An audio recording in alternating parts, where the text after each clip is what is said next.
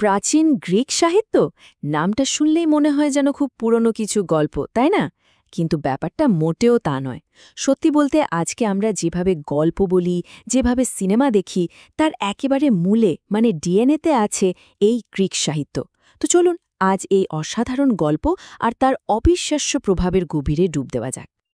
একটা প্রশ্ন কিন্তু থেকেই যায়, ২৫০০ বছর আগে লেখা গল্প আমরা এখনো কেন পড়ছি? কেন এগুলো নিয়ে এখনো সিনেমা বানানো হচ্ছে? কারণটা খুব সোজা। এই গল্পগুলোর থিম, চরিত্র, এমনকি গল্প বলার ধরন সবকিছু আমাদের আজকের সংস্কৃতির সাথে একদম ওতপ্রোতভাবে জড়িয়ে আছে।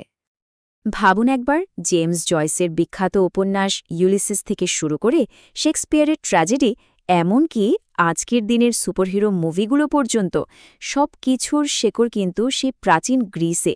তাই আসল প্রশ্নটা হলো, কিভাবে হাতে গোনা কয়েকটা গল্প পুরো পশ্চিমা সাহিত্যের ভিত্তি হয়ে গেল?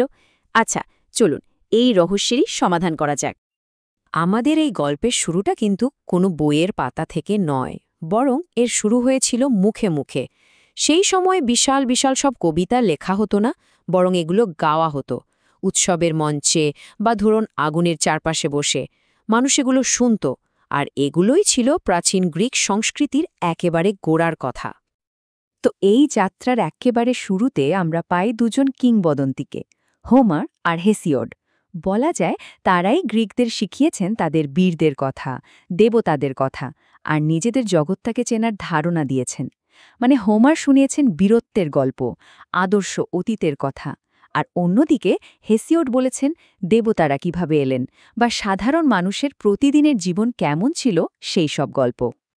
তার মানে এই মহাকাব্যগুলো শুধু গল্প ছিল না, এগুলো ছিল এক একটা কালচারাল এনসাইক্লোপিডিয়ার মতো। এগুলো থেকে গ্রিকরা শিখত কিভাবে বীর হতে হয়, কিভাবে দেবতাদের সম্মান করতে হয়, বা এই বিশ্বকে কিভাবে বুঝতে হয়। আর এইভাবেই জন্ম হয়েছিল প্রাচীন পৃথিবীর প্রথম বড় সাহিত্যিক ফর্মের। আচ্ছা, মহাকাব্যের যুগ থেকে চলুন এবার একটু সামনে এগিয়ে যাই। চলে আসি খ্রিস্টপূর্ব ৫ম শতাব্দীর এথেন্সে। সেই সময়টা ছিল একটা ক্রিয়েটিভ এক্সপ্লোশনের মতো। এমন সব নতুন ধরনের লেখালেখি শুরু হলো যা সাহিত্যকে একেবারে চিরদিনের জন্য বদলে দিয়েছিল। সবার আগে মঞ্চে এলো ট্র্যাজেডি, কিন্তু এর কাজ শুধু মানুষকে হাসানো বা কাঁদানোর মধ্যে সীমাবদ্ধ ছিল না, একদমই না। এটা ছিল সমাজের জন্য একটা আয়নার মতো। এই নাটকগুলো এথেন্সের মানুষকে বাধ্য করত যুদ্ধ, ন্যায় আর ভাগ্য নিয়ে খুব কঠিন আর অস্বস্তিকর সব প্রশ্নের মুখোমুখি হতে। আর হ্যাঁ, যেখানে ট্র্যাজেডি আছে সেখানে তো কমেডিও থাকবেই। কমেডি ছিল একেবারে অন্যরকম।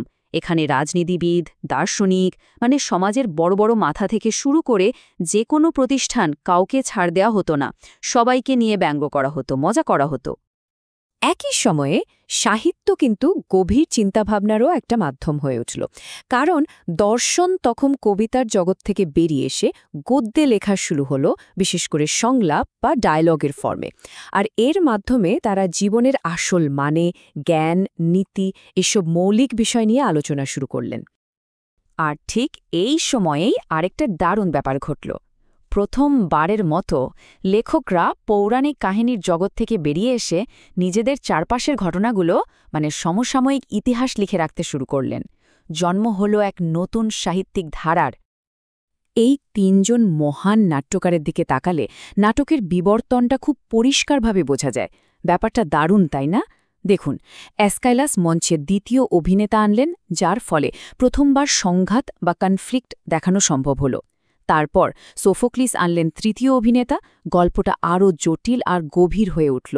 আর শেষে ইউরিপিডেস ওই একই কাঠামো ব্যবহার করে সমাজের এমন সব সমালোচনা করলেন যা আগে কেউ ভাবতেও পারেনি। মানে প্রত্যেকেই আগের জনের কাজের উপর দাঁড়িয়ে শিল্পটাকে এক ধাপ এগিয়ে নিয়ে গেছেন। তো এই অসাধারণ লেখাগুলো তো তৈরি হলো, কিন্তু প্রশ্ন হল, প্রায় ৩,০০০ বছরের ধুলো পেরিয়ে এগুলো আমাদের হাতে এসে পৌঁছল কি করে?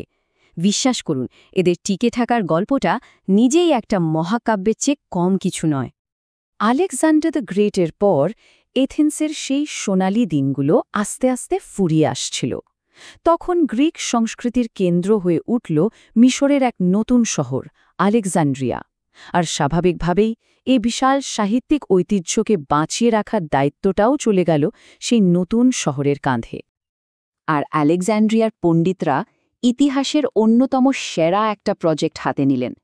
তাদের লক্ষ্য ছিল দুনিয়ার সমস্ত জ্ঞান এক ছাদের নিচে নিয়ে আসা। আর তার ফল কি হল?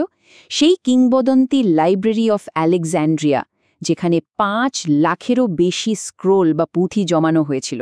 ভাবা যায়, আজকের দিনের হাজার হাজার বইয়ের সমান। এই লেখাগুলো টিকে থাকার জার্নিটা ছিল অনেকটা রিলে রেসের মতো।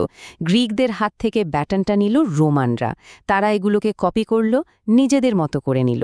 তারপর সেই ব্যাটন গেল মধ্যযুগের সন্ন্যাসীদের হাতে, যারা মঠের অন্ধকারে বসে এগুলোকে খুব যত্ন করে বাঁচিয়ে রেখেছিলেন। আর শেষে রেনেসার সময় পণ্ডিতরা এগুলোকে যেন নতুন করে খুঁজে পেলেন আর সারা ইউরোপে ছড়িয়ে দিলেন। তো এই লম্বা আর কঠিন যাত্রাপথ পেরিয়ে আমরা আবার ফিরে আসি আজকের দিনে। প্রশ্নটা হলো, টিকে তো থাকল, কিন্তু এই প্রাচীন লেখাগুলোর আসল লেগেসি বা উত্তরাধিকারটা ঠিক কি? হাজার হাজার লেখা তো তৈরি হয়েছিল, তাই না? কিন্তু তাদের মধ্যে কার কণ্ঠস্বর ছিল সবচেয়ে জোরালো? প্রাচীন সাহিত্য জগতের আসল সুপারস্টার কে ছিলেন? আমাদের হাতে যে প্রত্নতাত্ত্বিক প্রমাণ আছে, তা থেকে এর একটা একেবারে পরিষ্কার আর অবাক করা উত্তর পাওয়া যায়। আর সেই উত্তরটা হলেন হোমার। ব্যাপারটা অবিশ্বাস্য হলেও সত্যি। মিশরের মাটি খুঁড়ে যত পুরনো সাহিত্যের প্যাপিরাস পাওয়া গেছে, তার প্রায় ৪০% একা হোমারের লেখার অংশ। অন্য কোনো লেখক এর ধারে কাছেও আসতে পারেননি।